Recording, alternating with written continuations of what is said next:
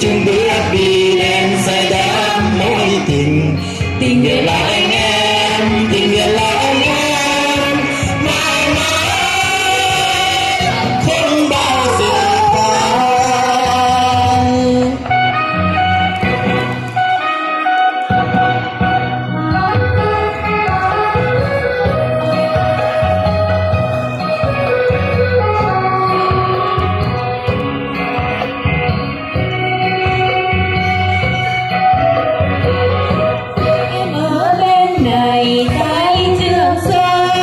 Ở bên này đúng Trường Sơn luôn vì cho nhau câu hát ân tình, câu hát dân ca là đồng là chân là xuống, câu hát dân ca của thiên đình con họ đến với nhau. Người ơi,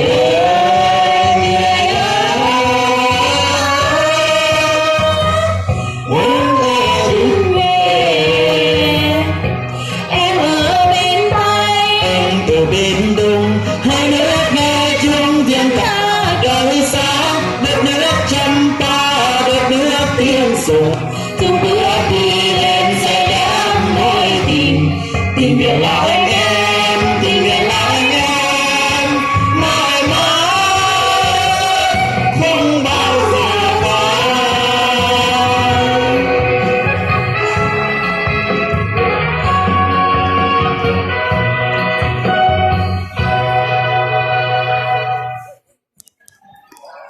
จับมือแล้วขึ้นรถจับมือเป็นคู่ขึ้นรถได้จังเลย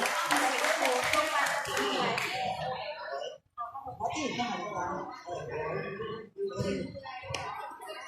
า